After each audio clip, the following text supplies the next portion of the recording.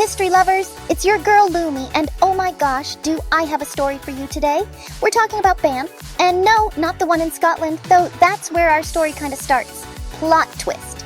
So picture this, it's 1884, and some fancy railroad president named George Stephen is sitting there like, you know what, I'm gonna name this gorgeous Canadian mountain town after my Scottish birthplace.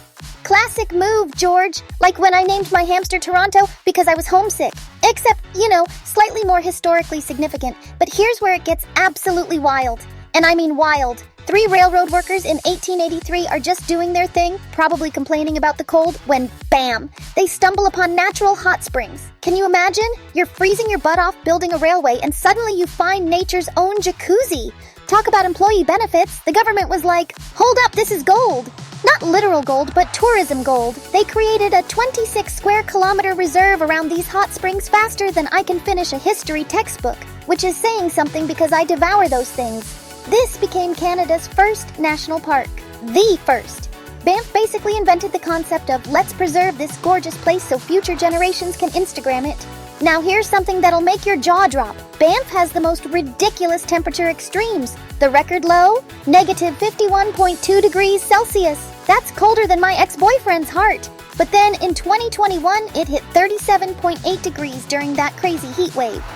That's a temperature swing of almost 90 degrees. Mother Nature in Banff is basically having mood swings worse than me during finals week. Speaking of extremes, let's talk about Norman Luxton.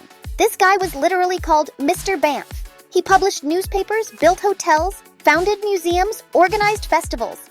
Basically, he was the original influencer before social media existed. This man was out here building an empire while the rest of us can barely manage our Instagram stories. But wait, there's more drama! During World War I, they actually had an internment camp at Banff where Ukrainian immigrants were imprisoned and forced to build park infrastructure. That's some heavy history that doesn't make it into the tourism brochures. It's a reminder that even the most beautiful places have complicated pasts. And get this, in 1976, astronomers named a crater on Mars after Banff. So now there's literally a piece of Mars with the same name as this mountain town. How cool is that? I'm out here struggling to get my name on the honor roll, and Banff's got real estate on another planet. Today, Banff's population is over 8,000 people living in just 4 square kilometers. That's more cramped than my locker. But Parks Canada actually controls who can live there. You have to prove you work in the community. It's like the world's most exclusive club, except instead of velvet ropes, they've got mountain peaks. The town hosted the Winter Deaflympics in 1991, the first and only Deaflympics ever held in Canada. They also have this epic bike route that starts in Banff and goes all the way to New Mexico. That's over 4,000 kilometers. I get tired walking to the mailbox.